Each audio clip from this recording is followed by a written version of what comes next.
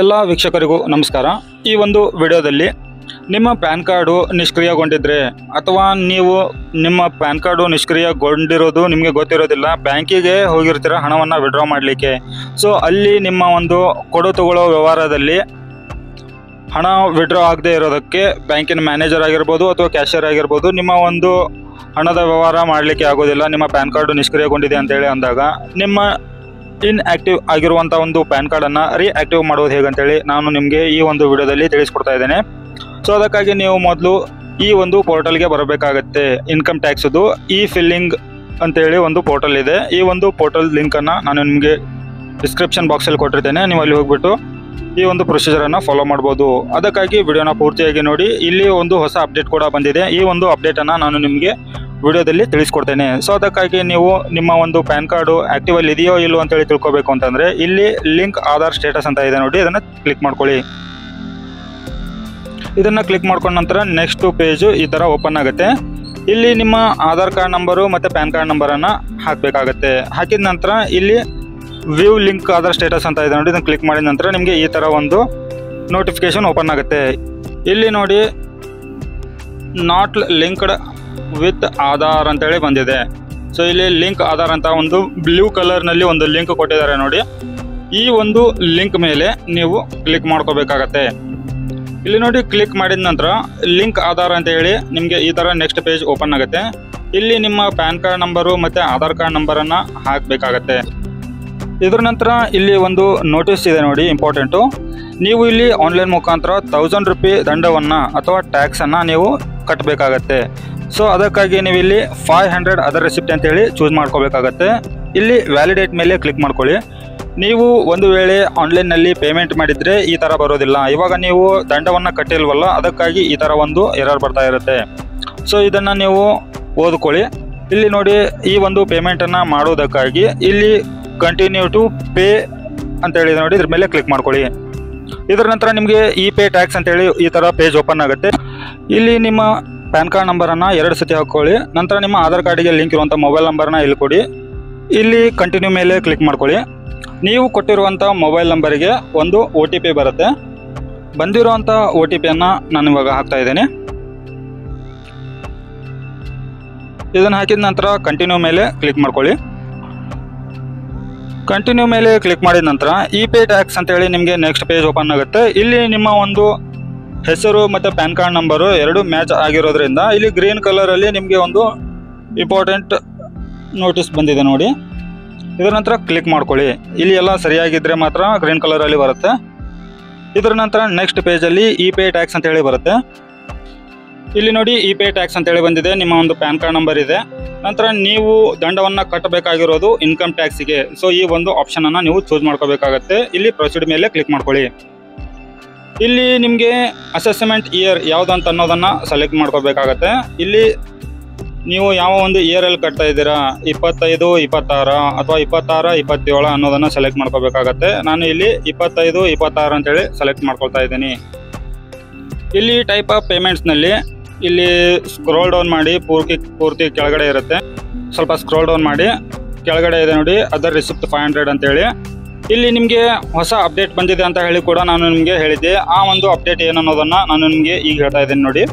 ಇಲ್ಲಿ ಮೊದಲ ಆಪ್ಷನನ್ನು ಕ್ಲಿಕ್ ಮಾಡ್ಕೊಳ್ಳಿ। ಇದು ಲೇಟಾಗಿ ದಂಡ ಕಟ್ತಾ ಇದ್ದೀವಿ ಅಂತ ಅನ್ನೋದಕ್ಕಾಗಿ ಇದು ಹೊಸದಾಗಿ 6 ಆಪ್ಷನ್ಗಳು ಇಲ್ಲಿ ಆ್ಯಡ್ ಆಗಿದ್ದಾವೆ, ಅದಕ್ಕಾಗಿ ಮೊದಲ ಆಪ್ಷನ್ನ ಕ್ಲಿಕ್ ಮಾಡ್ಕೊಂಡ್ಬಿಟ್ಟು ಕಂಟಿನ್ಯೂ ಮೇಲೆ ಕ್ಲಿಕ್ ಮಾಡ್ಕೊಳ್ಳಿ। ಇಲ್ಲಿ ನೀವು ದಂಡ ಎಷ್ಟು ಕಟ್ಟಬೇಕು ಅನ್ನೋದಲ್ಲಿ ಡಿಸ್ಪ್ಲೇ ಆಗ್ತಾ ಇದೆ 1000 ರೂಪಾಯಿ। ಇದರ ನಂತರ ಕಂಟಿನ್ಯೂ ಮೇಲೆ ಕ್ಲಿಕ್ ಮಾಡ್ಕೊಳ್ಳಿ। ಇಲ್ಲಿ ನಿಮಗೆ ಯಾವ ಒಂದು ಮೋಡಲ್ಲಿ ನೀವು ಪೇಮೆಂಟ್ ಮಾಡ್ತಿರೋ ಅದನ್ನು ಸೆಲೆಕ್ಟ್ ಮಾಡ್ಕೊಂಡ್ಬಿಟ್ಟು ಕಂಟಿನ್ಯೂ ಮೇಲೆ ಕ್ಲಿಕ್ ಮಾಡ್ಕೊಳ್ಳಿ। ಇದರ ನಂತರ ಇಲ್ಲಿ ನಿಮಗೆ ಪೇಮೆಂಟ್ ಡೀಟೇಲ್ಸ್ ಎಲ್ಲ ಓಪನ್ ಆಗುತ್ತೆ। ಇಲ್ಲಿ ಸ್ಕ್ರೋಲ್ ಡೌನ್ ಮಾಡ್ಕೊಳ್ಳಿ, ಇಲ್ಲಿ ಕೆಳಗಡೆ ಕಾಣ್ತಾ ಇದೆ ನೋಡಿ ಪೇ ನೌ ಅಂತೇಳಿ, ಇದ್ರ ಮೇಲೆ ಕ್ಲಿಕ್ ಮಾಡಿದ ನಂತರ ನಿಮಗೆ ಟರ್ಮ್ಸ್ ಆ್ಯಂಡ್ ಕಂಡೀಷನ್ಸ್ ಇರುವಂಥ ಕನ್ಸೆಂಟ್ ಓಪನ್ ಆಗುತ್ತೆ, ಇದ್ರ ಮೇಲೆ ಕ್ಲಿಕ್ ಮಾಡ್ಕೊಳ್ಳಿ। ಅದನ್ನು ಚೆಕ್ ಮಾರ್ಕ್ ಹಾಕೊಂಡ್ಬಿಟ್ಟು ನೆಕ್ಸ್ಟ್ ಮೇಲೆ ಕ್ಲಿಕ್ ಮಾಡಿದಾಗ ನಿಮಗೆ ಡೆಬಿಟ್ ಕಾರ್ಡಿಂದ ಪೇಮೆಂಟ್ ಮಾಡ್ತಾ ಇದ್ದರೆ ಇಲ್ಲಿ ನೀವು ನಿಮ್ಮ ಒಂದು ಅಕೌಂಟ್ ನಂಬರನ್ನು ಇಲ್ಲಿ ಒಂದ್ಸತಿ ಕನ್ಫರ್ಮ್ ಮಾಡಬೇಕಾಗತ್ತೆ। ಇಲ್ಲಿ ಅಕೌಂಟ್ ನಂಬರನ್ನು ಹಾಕಿದ್ದೀನಿ, ಇಲ್ಲಿ ನಿಮ್ಮ ಒಂದು ಕ್ಯಾಪ್ಚನ ಹಾಕಿಬಿಟ್ಟು ಪ್ರೊಸೀಡ್ ಮೇಲೆ ಕ್ಲಿಕ್ ಮಾಡ್ಕೊಳ್ಳಿ। ನಂತರ ನಿಮ್ಮ ನೆಟ್ ಬ್ಯಾಂಕಿಂಗಿಗೆ ಅಥವಾ ನಿಮ್ಮ ಬ್ಯಾಂಕಿಗೆ ಲಿಂಕ್ ಇರುವಂಥ ಮೊಬೈಲ್ ನಂಬರಿಗೆ ಒಂದು OTP ಬರುತ್ತೆ। ಹೈ ಸೆಕ್ಯೂರಿಟಿ OTP ಅದನ್ನು ಹಾಕಿಬಿಟ್ಟು ನೀವು ಇಲ್ಲಿ ಕನ್ಫರ್ಮ್ ಮೇಲೆ ಕ್ಲಿಕ್ ಮಾಡ್ಕೊಳ್ಳಿ. ಇದರ ನಂತರ ನಿಮಗೆ ಎಲ್ಲ ಇನ್ಫಾರ್ಮೇಷನ್ಗಳು ಇಲ್ಲಿ ಡಿಸ್ಪ್ಲೇ ಆಗುತ್ತೆ. ನಿಮ್ಮ ಕಾರ್ಡ್ ನಂಬರು, ನಂತರ ನಿಮ್ಮ ಕಾರ್ಡ್ ಕ್ಯಾಂಡಿಡೇಟ್ ಹೆಸರು ಅದೆಲ್ಲ ಡಿಸ್ಪ್ಲೇ ಆಗುತ್ತೆ. ಸೊ ಇಲ್ಲಿ ಕ್ಲಿಕ್ ನಾವು ಇದೆ ನೋಡಿ, ಇದ್ರ ಮೇಲೆ ಕ್ಲಿಕ್ ಮಾಡ್ಕೊಳ್ಳಿ. ಇದರ ನಂತರ ನಿಮ್ಮ ಕಾರ್ಡ್ ಡೀಟೇಲ್ಸ್ಗಳನ್ನು ನೀವು ಇಲ್ಲಿ ಎಂಟರ್ ಮಾಡಬೇಕಾಗತ್ತೆ. ನೀವು ಕೊಟ್ಟಿರೋ ಡೀಟೇಲ್ಸ್ಗಳನ್ನು ಒಂದ್ಸತಿ ವೆರಿಫೈ ಮಾಡಿ ಸರಿಯಾಗಿದೆಯೋ ಇಲ್ಲ ಅಂತ ಹೇಳಿ. ಇದರ ನಂತರ ಕ್ಯಾಪ್ಚನ್ ಎಂಟ್ರಿ ಮಾಡಿಬಿಟ್ಟು ಪ್ರೊಸೀಡ್ ಮೇಲೆ ಕ್ಲಿಕ್ ಮಾಡ್ಕೊಳ್ಳಿ. ಇದರ ನಂತರ ಇಲ್ಲಿ ನೋಡಿ ನಿಮ್ಮ ಒಂದು ಪೇಮೆಂಟ್ ಸ್ಟೇಟಸ್ಸು ಸಕ್ಸಸ್ ಆಗಿದೆ. ಸೊ ಇದು ಇಲ್ಲಿ ನೀವು ಯಾವುದೇ ಥರ ಪೇಜ್ ರಿಫ್ರೆಶ್ ಮಾಡೋದಾಗಲಿ ಅಥವಾ ಇಲ್ಲಿ ಕ್ಲಿಕ್ ಹಿಯರ್ ಅಂತ ಇದೆ ನೋಡಿ, ಇದನ್ನು ಮಾಡೋದಾಗಲಿ ಮಾಡ್ಲಿಕ್ಕೆ ಹೋಗಬೇಡಿ. ಇದು ರೀಡೈರೆಕ್ಟ್ ಆಗಿಬಿಟ್ಟು ನಿಮ್ಮ ಒಂದು ಪೇಮೆಂಟ್ ಪ್ರೋಸೆಸ್ಸು ಕಂಪ್ಲೀಟ್ ಆಗುವಂಥ ಒಂದು ಪೇಜಿಗೆ ಬಂದಿದೆ. ಇಲ್ಲಿ ಕನ್ಫರ್ಮ್ ಮೇಲೆ ಕ್ಲಿಕ್ ಮಾಡ್ಕೊಳ್ಳಿ. ಇವಾಗ ನೋಡಿ ನಿಮ್ಮ ಒಂದು ಪೇಮೆಂಟು ಸಕ್ಸಸ್ಫುಲಿ ಕಂಪ್ಲೀಟ್ ಆಗಿದೆ. ಇವಾಗ ರೀಡೈರೆಕ್ಟ್ ಆಗಿಬಿಟ್ಟು ಇದು ನಿಮ್ಮ ಒಂದು ಎಕ್ನಾಲಜ್ಮೆಂಟ್ ರೆಡಿ ಆಗಿರುತ್ತೆ. ಸೊ ಸರ್ವರ್ ಪ್ರಾಬ್ಲಮ್ ಇದ್ದಾಗ ಅದು ನಿಮಗೆ ತೋರಿಸೋದಿಲ್ಲ. ಸೊ ಒಂದು 10 ನಿಮಿಷ ಬಿಟ್ಟು ನೀವು ಮತ್ತೆ ಲಿಂಕ್ ಆಧಾರ್ ಸ್ಟೇಟಸನ್ನು ಚೆಕ್ ಮಾಡ್ಕೋಬೇಕಾಗತ್ತೆ. ಇಲ್ಲಿ ನಿಮ್ಮ ಒಂದು ಪ್ಯಾನ್ ಕಾರ್ಡ್ ನಂಬರನ್ನು ಹಾಕಬೇಕಾಗತ್ತೆ. ಇದರ ನಂತರ ಕೆಳಗಡೆ ನಿಮ್ಮ ಒಂದು ಆಧಾರ್ ಕಾರ್ಡ್ ನಂಬರನ್ನು ಇಲ್ಲಿ ಎಂಟ್ರಿ ಮಾಡಬೇಕಾಗತ್ತೆ. ಇಲ್ಲಿ ಕಂಟಿನ್ಯೂ ಮೇಲೆ ಅಥವಾ ವ್ಯಾಲಿಡೇಟ್ ಮೇಲೆ ಕ್ಲಿಕ್ ಮಾಡ್ಕೊಳ್ಳಿ. ಇಲ್ಲಿ ನಿಮ್ಮ ಒಂದು ಪೇಮೆಂಟ್ ಸಕ್ಸಸ್ಫುಲಿ ಆಗಿದೆ ಅಂತ ಹೇಳಿ ಇಲ್ಲಿ ತೋರಿಸ್ತಾ ಇದೆ. ಸೊ ಒಂದು 5 ರಿಂದ 10 ನಿಮಿಷ ಬಿಟ್ಬಿಟ್ಟು ನೀವು ಈ ಒಂದು ಪ್ರೊಸೆಸ್ ಅನ್ನ ಮಾಡಬೇಕಾಗತ್ತೆ. ಈ ತರ ಬಂದ್ರೆ ಮಾತ್ರ ನಿಮ್ಮ ಒಂದು ಪೇಮೆಂಟು ಸಕ್ಸಸ್ಫುಲಿ ಆಗಿರುತ್ತೆ. ಸೊ ಇಲ್ಲಿ ಕಂಟಿನ್ಯೂ ಮೇಲೆ ಕ್ಲಿಕ್ ಮಾಡ್ಕೊಳ್ಳಿ. ಇದರ ನಂತರ ಇಲ್ಲಿ ನಿಮ್ಮ ಪ್ಯಾನ್ ಕಾರ್ಡ್ ನಂಬರು ಮತ್ತೆ ಆಧಾರ್ ಕಾರ್ಡ್ ನಂಬರು ಮೇಲೆ ಡಿಸ್ಪ್ಲೇ ಆಗಿರುತ್ತೆ. ಇಲ್ಲಿ ನಿಮ್ಮ ಪ್ಯಾನ್ ಕಾರ್ಡ್ದಲ್ಲಿ ಇರುವಂತ ಕ್ಯಾಂಡಿಡೇಟ್ ಹೆಸರನ್ನ ಕರೆಕ್ಟ್ ಆಗಿ ಕ್ಯಾಪಿಟಲ್ ಆಗಿ ಎಂಟ್ರಿ ಮಾಡಿ, ಕ್ಯಾಪಿಟಲ್ ಲೆಟರ್ಸ್ನಲ್ಲಿ. ಇದರ ನಂತರ ಇಲ್ಲಿ ನಿಮ್ಮ ಆಧಾರ್ ಕಾರ್ಡಿಗೆ ಲಿಂಕ್ ಇರುವಂಥ ಮೊಬೈಲ್ ನಂಬರನ್ನು ಕೊಡಬೇಕಾಗತ್ತೆ. ಇಲ್ಲಿ ವ್ಯಾಲಿಡೇಟ್ ಮೇಲೆ ಕನ್ಸೆಂಟ್ ಇದೆ, ಇದನ್ನು ಕ್ಲಿಕ್ ಮಾಡ್ಕೊಳ್ಳಿ ಅಗ್ರಿ ಮೇಲೆ. ನಂತರ ಇದು ಮೊದಲೇ ಆಪ್ಷನ್ನು ನಿಮ್ಮ ಆಧಾರ್ ಕಾರ್ಡ್ದಲ್ಲಿ ಒಂದು ವೇಳೆ ಬರೀ ಡೇಟ್ ಆಫ್ ಇಯರ್ ಅಷ್ಟೇ ಇದ್ದರೆ ಅದನ್ನು ಕ್ಲಿಕ್ ಮಾಡ್ಕೋಬೇಕಾಗತ್ತೆ. ಇದನ್ನು ಸೆಕೆಂಡ್ ಆಪ್ಷನ್ನ ಕ್ಲಿಕ್ ಮಾಡ್ಕೊಂಡ್ಬಿಟ್ಟು ಲಿಂಕ್ ಆಧಾರ್ ಅಂತ ಇದೆ ನೋಡಿ, ಈ ಒಂದು ಆಪ್ಷನ್ ಮೇಲೆ ಕ್ಲಿಕ್ ಮಾಡ್ಕೊಳ್ಳಿ. ಸೊ ನೀವು ಇಲ್ಲಿ ಕೊಟ್ಟಿರುವಂಥ ಮೊಬೈಲ್ ನಂಬರಿಗೆ ಒಂದು OTP ಬರುತ್ತೆ. ಆ OTPಯನ್ನು ಮತ್ತೆ ನೀವು ಇಲ್ಲಿ ಹಾಕಬೇಕಾಗತ್ತೆ. ಬಂದಿರುವಂಥ OTPಯನ್ನು ಹಾಕಿಬಿಟ್ಟು ಇಲ್ಲಿ ವ್ಯಾಲಿಡೇಟ್ ಮೇಲೆ ಕ್ಲಿಕ್ ಮಾಡ್ಕೊಳ್ಳಿ. ಸೊ ನೋಡಿ ವೀಕ್ಷಕರೇ, ಇಲ್ಲಿ ನಿಮ್ದು ಇವಾಗ ಪೂರ್ತಿ ಪ್ರೊಸೆಸ್ಸು ಕಂಪ್ಲೀಟ್ ಆಗಿದೆ.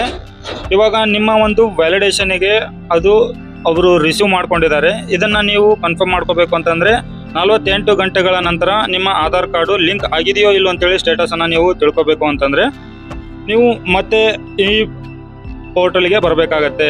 ಈ ಪೋರ್ಟಲ್ಗೆ ಬಂದ ನಂತರ ಇಲ್ಲಿ ಲಿಂಕ್ ಆಧಾರ್ ಸ್ಟೇಟಸ್ ಚೆಕ್ ಮಾಡ್ಕೊಳ್ಳೋಕ್ಕೆ ಆ ಒಂದು ಆಪ್ಷನನ್ನು ನೀವು ಸೆಲೆಕ್ಟ್ ಮಾಡ್ಕೊಂಡ್ಬಿಟ್ಟು ಇಲ್ಲಿ ನಿಮ್ಮ ಪ್ಯಾನ್ ಕಾರ್ಡ್ ನಂಬರನ್ನು ಹಾಕಿ ಮತ್ತು ನಿಮ್ಮ ಆಧಾರ್ ಕಾರ್ಡ್ ನಂಬರನ್ನು ಹಾಕಿಬಿಟ್ಟು ಸ್ಟೇಟಸನ್ನು ಚೆಕ್ ಮಾಡ್ಕೋಬೇಕಾಗತ್ತೆ. ಇದರ ನಂತರ ಇಲ್ಲಿ ನೋಡಿ ಕ್ಲಿಕ್ ಮಾಡ್ಕೊಳ್ಳಿ ವ್ಯೂ ಲಿಂಕ್ ಆಧಾರ್ ಸ್ಟೇಟಸ್ ಅಂತೇಳಿ. ಇಲ್ಲಿ ನೋಡಿ ನಿಮ್ಮ PAN card number already linked ಅಂತ ಹೇಳಿ ಬಂದಿದೆ. ಸೊ ಈ ಒಂದು ಪ್ರೊಸೆಸ್ಸು ಬಹಳ ಸಿಂಪಲ್ ಆಗಿದೆ ವೀಕ್ಷಕರೇ. ನಾನು ನಿಮಗೆ ಈ ಒಂದು ವಿಡಿಯೋದಲ್ಲಿ ಕಂಪ್ಲೀಟ್ ಆದಂಥ ಒಂದು ಪ್ರೊಸೆಸನ್ನು ಸಿಂಪಲ್ ಆಗಿ ತಿಳಿಸ್ಕೊಟ್ಟಿದ್ದೇನೆ. ಈ ಒಂದು ವಿಡಿಯೋ ನಿಮಗೆ ಉಪಯೋಗ ಆಗಿದೆ ಅಂತ ಹೇಳಿ ಅನ್ಕೊಂಡಿದ್ದೀನಿ. ವಿಡಿಯೋ ಉಪಯೋಗ ಅನಿಸಿದರೆ ವಿಡಿಯೋಗೆ ಒಂದು ಲೈಕ್ ಕೊಟ್ಟು ಚಾನಲ್ಗೆ ಸಬ್ಸ್ಕ್ರೈಬ್ ಮಾಡಿ. ಮತ್ತೆ ಹೊಸ ಮಾಹಿತಿಯೊಂದಿಗೆ ಸಿಗ್ತೇನೆ. ಅಲ್ಲಿವರೆಗೂ ಜೈ ಹಿಂದ್.